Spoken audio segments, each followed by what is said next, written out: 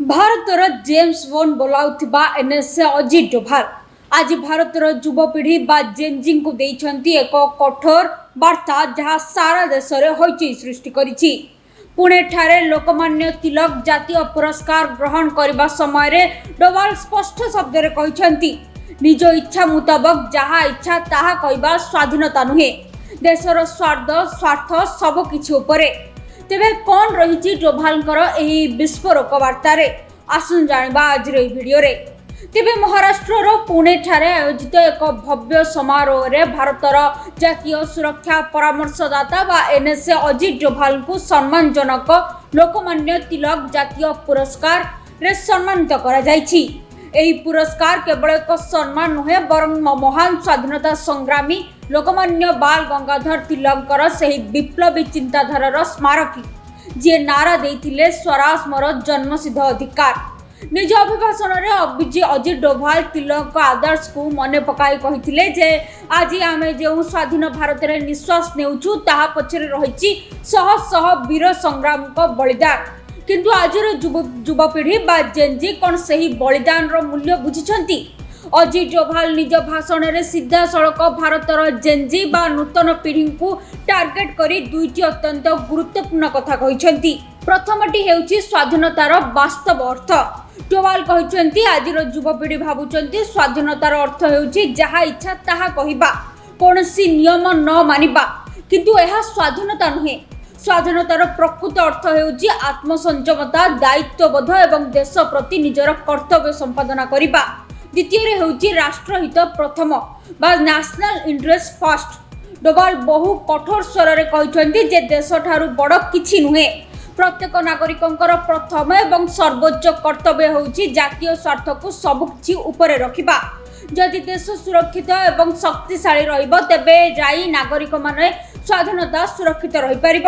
ଅଜିତ ଡୋଭାଲ କେବଳ ଜଣେ ସରକାରୀ ଅଫିସର ନୁହନ୍ତି, ସେ ହେଉଛନ୍ତି ଭାରତର ପ୍ରତ୍ୟେକ ବଡ଼ ସୁରକ୍ଷା ନିଷ୍ପତ୍ତି ପଛର ମାଷ୍ଟର ମାଇଣ୍ଡ। ପାକିସ୍ତାନରେ 7 ବର୍ଷ ଛଦ୍ମବେଶରେ ଗୁପ୍ତଚର ଭାବେ ରହିବାଠାରୁ ଆରମ୍ଭ କରି ମିଜୋରାମ ଏବଂ ପଞ୍ଜାବରେ ଆତଙ୍କବାଦୀ ଦମନ କରିବା ଏବଂ ଡୋକଲାମ ସଙ୍କଟ ସମୟରେ ଚୀନକୁ ବ୍ୟାକଫୁଟକୁ ନେବା, ପ୍ରତ୍ୟେକଟି କ୍ଷେତ୍ରରେ ଡୋଭାଲଙ୍କ ଭୂମିକା ଅତ୍ୟନ୍ତ ଗୁରୁତ୍ୱପୂର୍ଣ୍ଣ। ସେଥିପାଇଁ ସେ ଯେତେବେଳେ ଦେଶର ଯୁବପିଢ଼ିଙ୍କୁ ବା ଜାତୀୟ ସୁରକ୍ଷା ଏବଂ କର୍ତ୍ତବ୍ୟ ବିଷୟରେ କିଛି କୁହନ୍ତି ସେତେବେଳେ ଏହା ସମ୍ପୂର୍ଣ୍ଣ ଦେଶରେ ଏକ ଚର୍ଚ୍ଚାର କେନ୍ଦ୍ରବିନ୍ଦୁ ପାଲଟିଥାଏ।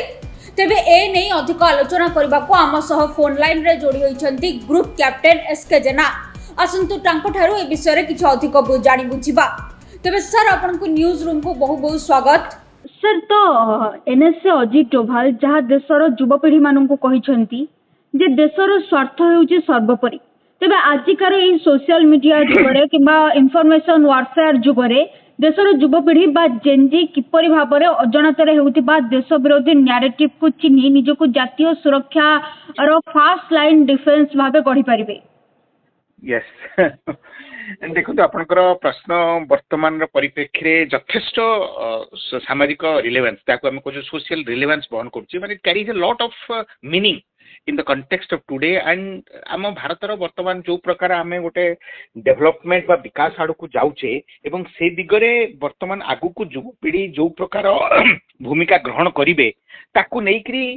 निश्चित भाव में यहाँ गोटे बड़ घटना आम जब टिके यार पृष्ठभूमि को आलोचना करवा ताले आम देखिले वर्तमान भारत में जो जंतर मंतर जो प्रकार प्रोटेस्ट है एवं एथिरे जो सरकार पर्टिकुलाली जो नीट यूजी परीक्षार प्रश्नपत्र जो लीक है घटना है यहाँ देशर युव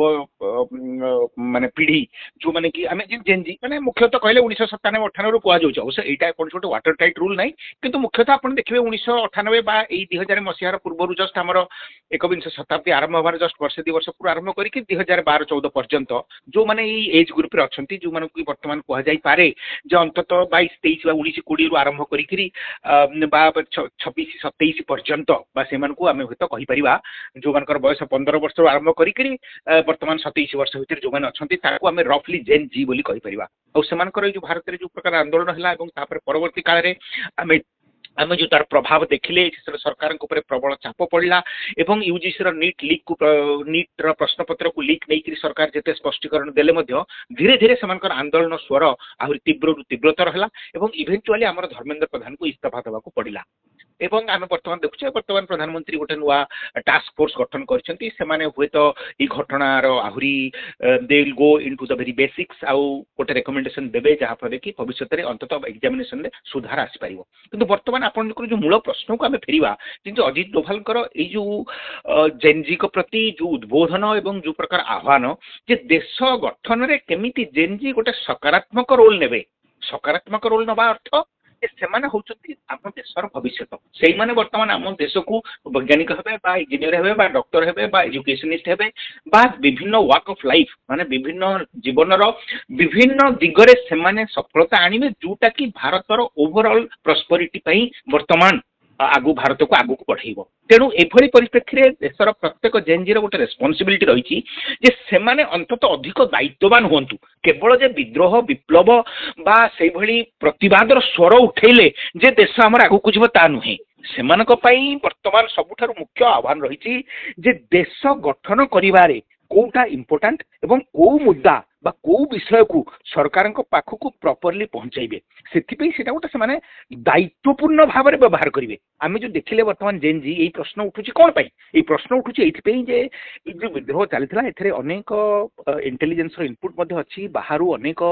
एभली लोक मैंने आसी अनेक तत्व जहाँ कहते मो quite a few elements were there from abroad विदेश रू आसीथिबा एलिमेंट्स जो माने कि प्योरली सेमानंकु पैसा दिया जाइथिला बा सेमानक पाखरे अन्य कोनोसी स्वार्थ थिला जोथि कि सेमाने भारत विरोधी प्रतिवाद बा आंदोलन रे पार्टिसिपेट करथिले सेमानकर एक्चुअली नीट यूजी रो प्रश्नपत्र लीक घटना संपर्क रे कोनोसी संपर्क भी नथिला एपरि कि नीट कोन यूजी कोन एवं प्रश्नपत्र केमिति लीक हुए ताकू जदि हम पचारिबा ताले होय तो सेमान कहितरो अधिकांश उत्तर देई परिबेनी किंतु सेमानक पछरे विदेशी तत्व माने काम करथिले सेमाने भारतर अखंडता एवं सार्वभौमत्व विरुद्ध रे वर्तमान प्रतिवादर स्वर करबा एवं एटा को सेमान गोटे आयुध बा एटा को सेमान गोटे अपॉर्चुनिटी बोली भाबिथिले कारण स्वतः हमर भारत अनेक छात्र आंदोलन को ले आस्ते तबे आपण